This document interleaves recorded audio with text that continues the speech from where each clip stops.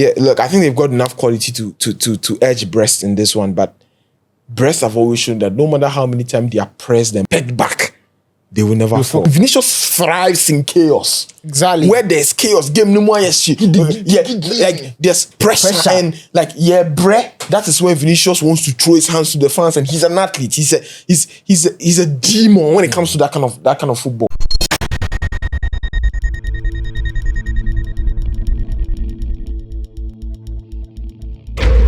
The UEFA Champions League is back on. Of course, the knockout stages have started. Real Madrid taking on Manchester City, and there are other big games as well. But our first agenda for this discussion, this edition of the show, it's Real Madrid versus Manchester City. We know say Real Madrid they travel to Manchester for the first leg, and of course, Pep Guardiola in boys they go for do can they can. What's the idea? Can they can. Yeah, can they can. But I make disappointed in you, my host. Why? Because I feel like, essentially to viewers, and this is like top basic like journalism presenting skills. Oh, Henry. There is no way we talk about the UEFA Champions League, the biggest game, without talking about Brest versus PSG. Because you see, Brest have been a high flying. Why are you guys laughing? I've been impressed with them. I would pay money to watch them. To watch Brest. To watch them play, yes. They have been a high scoring side. They have done well for themselves.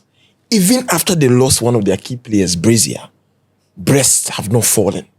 So I think that Brest should have been the biggest match. Brest should be the biggest game. Brest and PSG struggled all the way, but in the last final, the final matches of the group phase, they managed to qualify. They play against Brest. And so you cannot... But yeah, it's a fact.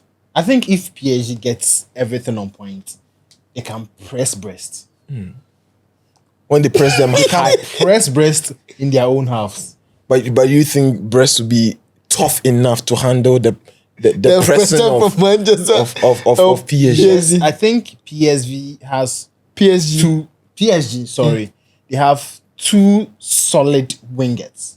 That is Dembele on the right, then Kvaratskhelia on the left, who can go directly, press Brest for them to drop deeper and then penetrate. But I know that what I do know is that the Brest centre backs, they really come up big. And even though Brest, most of their players are small, their centre back really come up big in games. The team Brest, they come up big in games. And the size doesn't determine the performance. It doesn't determine the squad size. It doesn't determine all of that. PSG obviously have a big squad size. And Brest have, Nobody cares about PSG. Oh, goodness me. Boys like Brest. And I will not lie about it. You like it. You love it. And I like it It's too. just because they're a good side. Yeah. Yes. And we see them play. You'll be happy. I mean, for a team that had not been really considered as one of the best in the French, right? French league. Yeah. I mean, they This really season have they a are lot of struggling, problems. but yeah. From last season, this season, they're trying to really find their rhythm. Anytime they played against OCG Nice or OGC Nice, yeah. I'm really happy because it's especially when Nice is playing at home. Yes, so Nice versus Brest. It's Nice Brest. So nice Brest. Come again. Nice Brest. No, it's Nice. It's Nice. So Nice, like bad English. Nice Brest. Yeah. Oh, you don't like Brest? Oh, I like the way they play. I think it's really convincing. I just like the formation. How they form. The front two. Yes. The a jock, and then the other one, and then how the midfield is very solid. The middle, very solid. It's very firm. Very nice too. They play firm football. Fantastic. Brest is obviously a good side, and I'll entreat you to like Brest and support Brest wherever you go. It's not October, but you have to like Brest. And let's move on. But proper discussions. Manchester City versus Real Madrid. City, they play home first. Yeah, I mean, big game. City, I mean, they bring in some really good additions in the winter transfer. I've criticized Pep for that, but I mean, once the funds are available, once the support is available, you want to take advantage of it. In every single season of the last 4 UEFA Champions League seasons, Yeah. City have been drawn with Real Madrid in the knockout phase. So Real have come up top twice. City have come up top once. And that was the 4-0 thrashing at the Etihad. 5-1 on aggregate, where they went on to win the treble. Last season, they had to take on all the way to penalties. Modric missed his, Bernardo missed his, Kovacic missed it, and Rudiger had that final penalty, well taken to book Madrid a place in the semis. And Madrid ultimately beat Bayern in dramatic fashion again to go to the final and win it against Borussia Dortmund in the second half. So, I mean, it's a big game. I think that Madrid no gets most of them are centre backs. Like, I think Rudiger in presence will be big for them. I think the Haaland is not. He's going to be an extra threat than you see Alvarez or Soloth.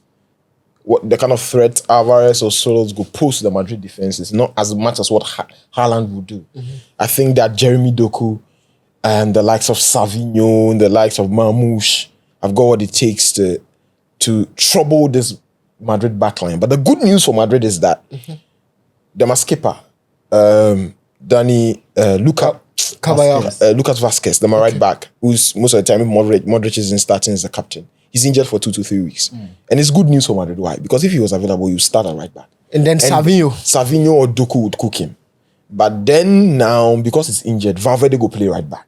Because if they get Rudiger out, then get Militao out, then get Alaba out. Is this the best time for City to really last Real Madrid? It is the best time for City to entrench themselves. But then City themselves have defensive lapses. They have defensive problems. In their defensive midfield position, they want to bring Nico.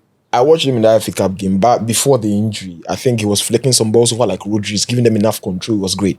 But then he got injured. Nico? Yes. As of now, Nico Gonzalez, we cannot confirm his participation against Real Madrid. And it's most likely that he's going to miss the first clash. You understand? So it's going to be Gundogan, Kovacic, and the likes against the Mbappes and the Vinicius and the rest running in behind the midfield and defense, trying to cause problems. And it's going to be Valverde at right back, probably Fran or Mendy at left back, and then Chouameni and Asensio play at centre back. And it is not so bad for Real Madrid. I don't know how the availability of Camavinga will be for the team, Real, but I don't know if he's back yet. I don't know. He played against Atletico. He played so great. So I mean, he could be the DM on the day, so that Camavinga and Asensio could be the 2 centre backs, and maybe they could have Bellingham and Asensio, then Camavinga slots into Chouameni and Asensio, then Camavinga is a 6, and then maybe they could have Modric and Bellingham, or Bellingham and Ceballos, or whoever they want to play, and bring on Modric in the second half. That could work for them. I just think that Rodrigo, Vinicius, Mbappe on the day, but this City side this season that have constantly been at the back of so many errors, giving the ball away. If they had Nico, I think that would have given them more shape, more protection. But I do believe that Ruben Dias and Stones are back.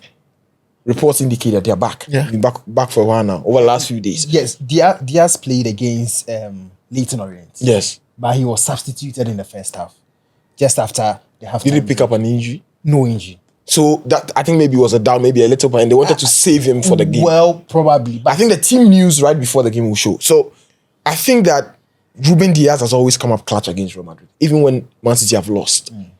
He's improved that side since they brought him in 2021. He's improved the defense massively. If they always have Diaz as centre back, they can pair him with Akanji, or they can pair him with Stones or whoever. I think that maybe in this game, if Nico cannot play, your man is going to have to push Stones into midfield.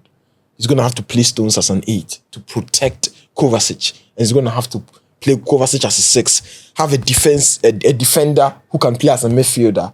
Stop those counter-attacks. Make those fouls. Johnny Iniesta Stones we saw against Inter Milan in the 2023 final. He's going to have to play Stones right next to Kovacic. And he's going to have to bench Gundogan for the first half, essentially. Because if Gundo is the pivot against Real Madrid, he was the pivot for Barcelona against Real Madrid last season. In all 3 games, we lost all 3. 3 goals, 4 goals, 4 goals. We were losing. So if you play Gundogan as a pivot against Real Madrid, I do believe there will be spaces for the likes of this Real Madrid. And City are a team that like to press. 1. So when they are pressing high and Madrid manage to play themselves way out, slightly out of the press in a brilliant manner, and your DM is not good, or DM cannot cover ground, it will be a big problem. So I don't know how Pep is going to set up his side. Does he have enough attacking firepower to win the game, even in both legs, considering Madrid's defensive woes or problems. I do believe so. But I think the battle is going to be a battle of the midfield. Whoever wins this midfield battle wins the game. Ajari, It's very difficult on the eye to predict, especially when City are struggling. They struggle for the Premier League inside. Madrid have some injury doubts, but are not struggling. That is what I believe. You watch the City against Leyton Orient game, and then you know that this is a struggling City side.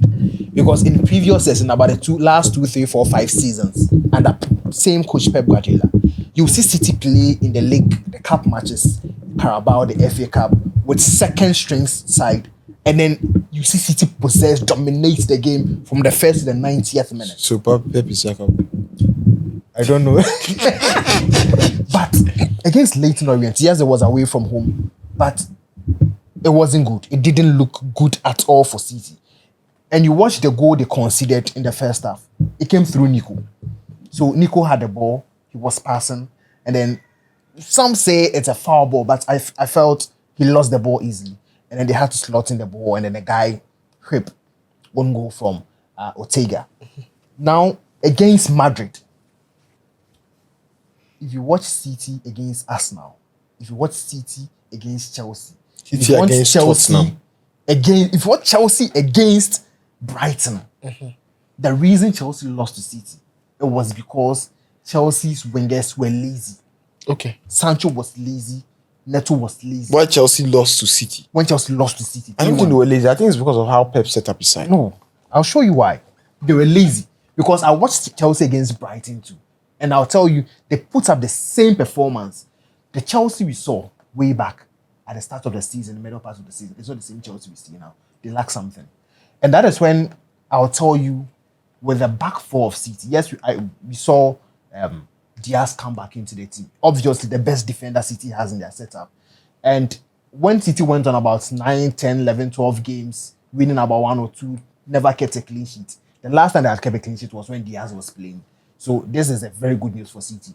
But against Leyton Orient, Diaz started and he looked very dull. He really wasn't confident enough to be on top of his game. And then in the second half, the coach brought in John Stones to pass out with Victor Rice. If you play the right back, that is Matheus Nunes, against Vinicius, you are dead. You're doomed. You are That dead. guy can't handle Martinelli. That guy can't handle... And then you want to handle Vinicius. That guy You is are dead. You're doomed. So you watch. You watch. These are the kind of games you're going to need Walker. You know, he said... You understand? So I didn't understand why City The guy decided. was facing abuse. He was facing But put criticism. him on He was the bench. facing whatever. Walker feels he doesn't need to be on the bench. Because It's not about nothing need to be at the bench. He felt unappreciated. Yes. He on social media, the fans were cooking him. It was time for the club to And give no him one said assurance. anything. And he was having a series of bad performances. But it's always a good profile. It's a club's captain. So in any way, I feel like Pep's pose or position of always we can handle things without you. You are not bigger than the team. Sometimes. Because if you have Walker in this did team not leave against certain Real players Madrid, to there's your some play. He can handle. He can come up clutch against Vinicius. Maybe his pace is down than a few years, but I still get the strength. He's battled against Vinicius so many times, against Mbappe and the likes against PSG, and sometimes he's come up clutch. And these are the decisions that I've been saying that he's taking that makes him sackable. So you see, very difficult. Whatever the situation is, Madrid are still the favourites, regardless of who is available, who is not available. Yeah, it's the With what Champions I've League. seen for Madrid in the recent 3, 4, 5 matches, Yeah. and the performance they put up, and what I've seen from Madrid. Yes, you talk for a fact that there is no Rudiger to lead the defense in terms of his abilities, his strength, his aggression. There's no Alaba with experience. There's no Militao who has partnered with Rudiger for a long time. There's this understanding. But there's Asensio who wants to find a place in the starting lineup. Yeah. Regardless of And the who's been situation. brilliant? And he's played. He's fast as well. Yeah. People say he is the next Sergio Ramos. I think he's good. I think he's he's not I there think yet. it's too early. But yes, I he's mean, not there Ramos started like this in his days At at Sevilla, coming to Real Madrid. Even when he came fresh, David Villa and the likes were cooking him. But he was always a decent footballer. He could play at right back, he could play at centre back. But Ramos began to enter the peak from 2013 there, where he came to score that goal against Atleti and became a big player. So I mean, I think Asensio's got that. So you see Asensio and then Tchouaméni. it doesn't look really good for them, especially when you're coming up against a very big, tall, lanky player like Haaland who can bully you. Yeah. But then I think they can still handle him. Yeah. Goalkeeper, Madrid doesn't have a problem.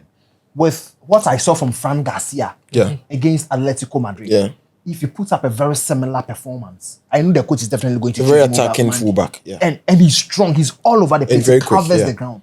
No, so Fran Garcia will be coming up against probably Bernardo Silva, who is not good with speed, but very technical on the ball. Yeah. So if you have Fran Garcia and then you have Valverde at both ends on the defensive line, it's going to be difficult for City. Now, the most important thing, like Kuzo mentioned, is in case Madrid gets you on the break, who is going to do the interceptions? Because Kovacic won't do that. Gundogan won't do that. Is Nico going to do that? So, well, Nico can do that. But he's not even, we're not sure he's available. You're not sure if he can play. And Nico, already, yes, he's played under the Academy of Barcelona. He's played. Koeman, Xavi. Yes. Yeah. He can slot into the team, but it's not going to be easy for them. Yeah. If the team was at their best, at their peak, well, you can bring in a very good player and then it's going to be okay. But now City are struggling. And then you bring in a new player. And Nico's only played one game for the club. Half game. Yeah. He's played half game. He's played about 30 So who marks Vinicius Jr? Who takes care of Kylian Mbappe? My biggest man, Vinicius Jr. is going to be the right back for the day. I doubt it's going to be. No, they should play. I doubt it's going to be like Luis. they should play a 3-back system, or if they play a back 4, they need to make Akanji the right back. He's not as quick, but he's strong, and he played against Real Madrid at the Bernabeu last season at right back. No, I think there was one of the games. There was one of the games where Walker had an injury or something. Akanji started as the right back. I think it was that away game where Madrid. I think it was the 3-3 where Rodrigo went in behind, he scored. Then City eventually scored that goal from that Vardio long shot, and then Vinicius crossed that ball for Valverde to equalize. In most of aspects of the game, on the right hand side of defense, as Akanji was the one dealing with the Madrid trend. It was Guardiola, Diaz, Akanji, Stones. Diaz, Akanji, Stones. And Stones will slot most of the time in midfield. And they need that. They need to make sure, and that's their best bet, because Matheus Nunes, if he comes up against Vinicius body, Vinicius runs like Kakana. Yeah. If I push the ball a little, and Vinicius thrives in chaos. Exactly. Where there's chaos, game no more shit. Like there's pressure. And that is where Vinicius wants to throw his hands to the fans, and he's an athlete. He's a demon when it comes to that kind of football, and that's what he loves. And Matheus Nunes is naturally a midfielder. He can't cope. Yeah. So your man is going to have to set up his side. I don't know whether he's going to be just trusting Kusanov to play. Kusanov is decent. I don't know whether his experience can come up. I don't think he's as ready, but I think maybe he will play a part. I think you can trust him, because if you watch the game they played against Leyton Orient, he subbed on Stones and then Kusanov at halftime. And I think from there on, the defense was stable. Okay. So he might trust Kusanov, but not against Madrid. Okay. Especially when this was a guy who started his first game for City against Chelsea, made an error, was benched in the second game, tried him in a cup match against a second or third tier. The question is, who pairs Diaz as centre back? Another question is Diaz going to start? There are a lot of questions to be answered in this game, Real Madrid versus Manchester City, obviously, but we'll move on. We'll make progress with the discussion and look at some other games. Juventus will be taking on PSV. Thiago Motta since taking over Juventus. It felt really good at certain point, but not exactly the best moment for Juventus at the moment. Francis. Juventus draw FC. Yes, they've drawn more matches than they've won this season. And at least what they can be happy about is they've not lost a lot of matches. Okay. Yes, in the league, they've only lost to Napoli. And the signing of Randall Kolomwani has been very good to them. Yeah, it's changed a lot of things. If you watch Thiago Motta, the kind of style he wants, away from Bologna to Juventus. When he was in Bologna, it was this player, I've forgotten his name, I'll bring him. He was playing as a number 9. He drops deeper to help them link up, make them push the ball forward. And that is what Zegzi played under him. Yeah, Zegzi, and then there's this other guy. I'll get his name. Zegzi, and then the other guy. And that is what Kolomwani is doing. So, obviously, he's benched Dusan Vlahovic. And Kolomwani is getting the goals for Juventus as well. Yeah. Playing against a very formidable PSV, who can't stop scoring goals. Yes, they might be vulnerable at the back, but whenever they're playing, they need to score goals. Juventus needs to defend, and their defending has been very porous in recent times. That is why they've called upon Renato Vega of Chelsea to partner with Federico Gatti at the defensive line because Kalulu and is Chelsea out. is struggling after letting Viega go. Kalulu is out. Bremer is out, so they need to deal with the defense well. What they can boast of is, well, they are getting the results now during the weekend. Very fantastic performance. Kolomwani scored 2. But PSV, it was expected of them to finish higher than they did in the UEFA Champions League group stage. Weekend against Willem 2, they drew 1-1. And a few of their players were benched. This shows you what the coach wants to do against Juventus. Yes, they are traveling to play against at the Allianz Arena. It is not going to be an easy game. And the old ladies should be able to know that you are bigger, especially in the UEFA Champions League. Yeah. They need to do something to Experience will appease come their fans. They need to do something. And I think this is a game for Thiago Motta to prove some of his doubters wrong. Because Juventus have drawn more matches, and drawing matches doesn't win you match. Doesn't win you. No, it doesn't win you titles. So you draw. It doesn't win you titles. And that is what he needs to take care of. Yes, they can be happy they are not losing, but they need to move a step ahead. The signing of Kolomwani is probably very influential as far as their setup is concerned. So let's see what happens. I feel PSV can boast of very good attacking, especially with the Anomatensias and Nwalang on the left side of attack. He can cause threats to whoever is going to be the right back, either Savona or Cambiaso. It's really going to be a game to watch. Definitely a game to watch. Sportings will be taking on Dortmund. Kuzo. Yeah, I've seen Dortmund in the Champions League group phase. I thought they were phenomenal at the point. It started pretty well. They came up against Barcelona. That was an end-to-end action.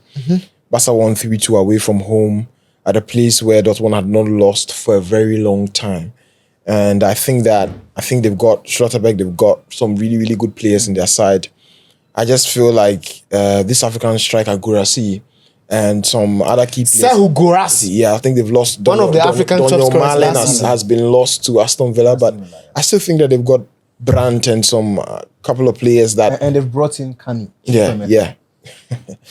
Okay, so a lot of decent players in their squad to just make a difference against Sporting. I think Dortmund are always that side you see in the knockout phase of the Champions League. So I'll tip them to edge their opponents in this one. Okay, so we'll do some quick predictions for the UEFA Champions League. Okay, so Monaco will be taking on Benfica. Francis, if this is betting tips, who is your money on? Hey, Benfica. Monaco is playing at home in France. Benfica, they always go against the odds. Okay. Whenever the odds favors the opposition, Benfica will do something, at least to get a point out of that game. And that is what I feel we are going to see now. Monaco, very good attacking side. Lost to PSV on last Friday. And this is a time they need to make sure that they get their form back against Benfica. Yeah. But we saw Benfica against Barcelona. Yeah. We saw Pavlidis scoring a hat-trick. Yeah. We saw Di Maria performing very well. We saw Arthur Cabral coming off the bench. So they and the likes. They possess a lot of quality. Midfield, we have Coach Hu and there's Florentino. Very quality players in there. Can Monaco stand the attacking threat of Benfica? It's going to be difficult. But I think you're going to see goals at both ends. End to end. Monaco is going to score. Go. Monaco is going to score. Benfica is going to score. So go with this game. Prosper. Feyenoord taking on AC Milan. Your betting prediction? Wow. I think that Milan were great at some point, like I was talking about Dortmund, the Champions League group phase, where they came up against Real Madrid. I think they played at the Bernabeu and they won 3-1. Tijani Reinders, Rafael Leao, Pulisic. Now they've gone on to bring João Felix into their fold. Santiago Jimenez. Yeah, they brought Jimenez. They've lost Morata though, but I just think they've got quality. I think Milan have got quality. Sometimes it's just a bit of lapses in concentration, sometimes a bit of inconsistencies here and there. But I just want to tip them in this one to win, because I think that if they qualify, they'll be one of the most exciting sides you want to watch. I know the opposition are tough and they've had a decent run towards December. Yeah, but I just feel that Milan have got enough quality to edge their opponents. I will go for an over 2.5 game because I think it will be high scoring. High scoring in a particular game. Celtic taking on Celtic taking on Bayern Munchen or Bayern Munich. Yes, Celtic barely defends against top opposition. They don't care however you are going to play. Yeah. They open up against like against Villa. They will open up against, they will play with you. And then they have very strong attacking duo. Furuhashi and then Dyson Maeda. They can score at any time, taking into consideration if the chances are created for them. Bayern, you know, they would want to win the Champions League. Celtic are not playing to win. They are not the favourites, but Bayern are the favourites. Playing against Celtic, yes, Celtic are going to open up, but I think Bayern to score more than one goal. Bayern over 1.5 goals. That is what we are going to see in this game. Yeah, absolutely. Okay, Club Brugge. of course. Atalanta. Club Brugge taking on Atalanta. Atalanta were one of the sides that everybody thought were going to book a place into the top 8. They faced Real Madrid, they lost. I mean, the teams they faced were not easy as well. They faced Real Madrid, they faced Barcelona. They came up against them, but right in and around the last final, if they beat Barcelona, they would have stayed in the top 8 on the final match day. And Hansi Flick didn't feel the most strong Z, but he still had a lot of quality players in his team. So on the last day, on the final day of the group stage matches, Atalanta eventually dropped off. But I just think that in this game, the Gasperini's side are gonna want to come up clutch. I just think that that midfielder Pasalic or something, they've got a tall Pasalic, former Chelsea player. Yeah, I think that guy. I think Ademola Lookman. I think Lookman is injured. Yeah, Lookman is out. He wouldn't be featuring in this game. Yeah, I think. But I still think they've got enough in them. I think they've got vigor. I think I really appreciate their coach's style. I think he doesn't really matter. Gianpiero Gasperini. He doesn't matter who he comes up against. He's just got a really good system he uses, and his in-game management. Yeah. Senko, yeah.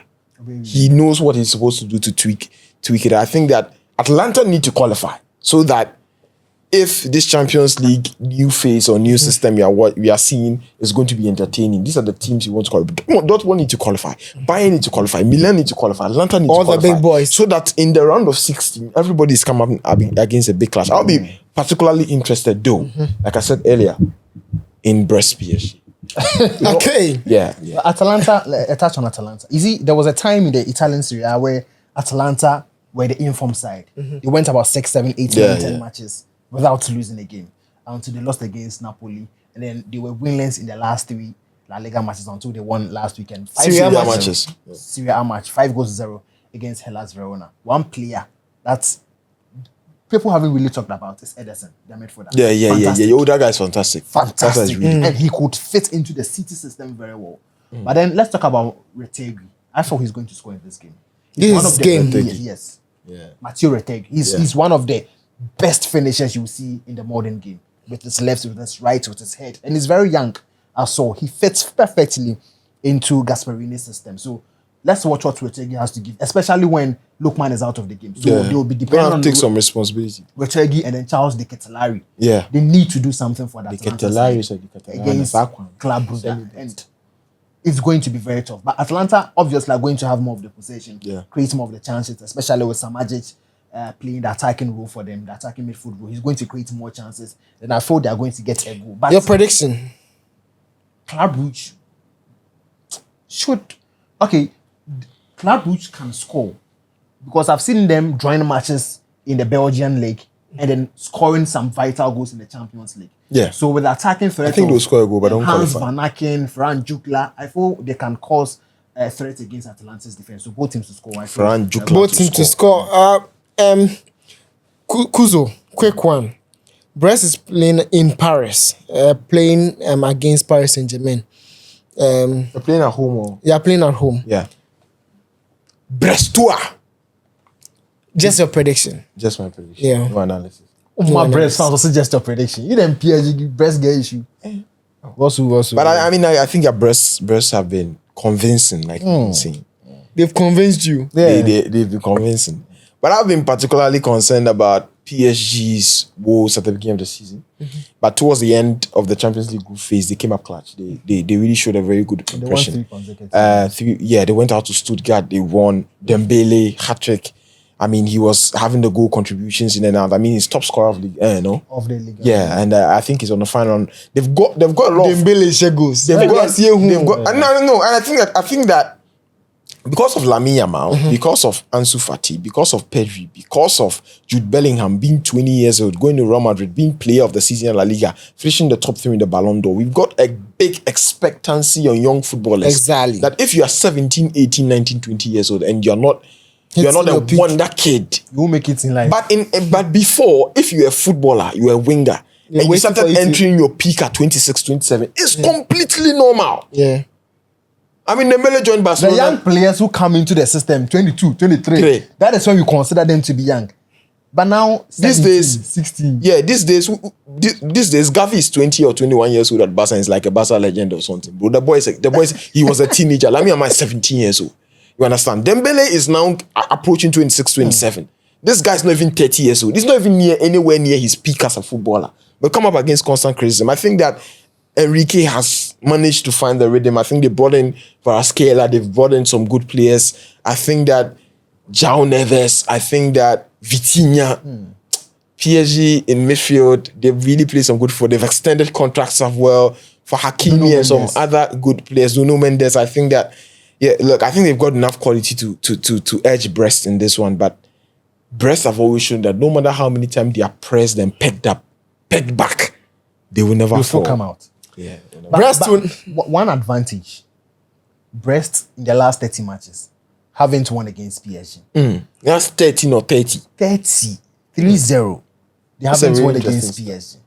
But one advantage is their Champions League matches. They don't play as their regular home stadium in the league. So they have a different stadium for the Champions League. That should help. Stadium. And with the Champions League home stadium, they fare very well. So they would want to at least appease themselves against PSG in the Champions League. It means they would the first leg would be a draw. They would have to defend more. PSG would attack more. They would have to defend more. I believe they can defend very well and then get them on the break. Ajok is very strong. He can hold the centre backs of PSG. But it doesn't look likely, especially with the form Dembele has, the form Kvaratskhelia has, Bradley Barcola has quality, and their striker Gonzalo Ramos. They have quality. But can they play a very good football to make Brest very little? I doubt it would happen. So, like you said, very little. So, like you said, PSG are not going to score a lot of goals. So, if I'm to predict, under 2.5 goals for PSG. Under 2.5 goals for Paris Saint-Germain. But, of course, the attention of the boys will be on Brest when they take on Paris Saint-Germain. A lot of eyes on... But we haven't predicted City... City, we did an analysis, but we've not predicted. So what's your prediction on City game? Home and away or home game? The first game. The first game. I think they're going to be a 2-2 draw. Both teams to score. Yeah, definitely both teams to score. Okay, Dortmund Sporting. Yes. I believe Dortmund will beat Sporting. That's Dortmund 3-1. Dortmund 3-1. Both teams to score, at least fairly. Okay. Juventus PSV, yeah? Juventus to win. These are Juventus to concede. So I will go for PSG. Okay, so if you are watching us, like we stated, make sure you put in the comment section. Let us know what you are thinking and what you think about this particular show. This is the Gacho podcast. Make sure you subscribe, like, and follow our page. Let us know in the comments. I told you we have a surprise for you if you are a top commenter on this particular podcast. Don't just comment. Let us know what you are thinking of this particular podcast. My name is Ya, and we'll be back with another edition of the Gacho podcast.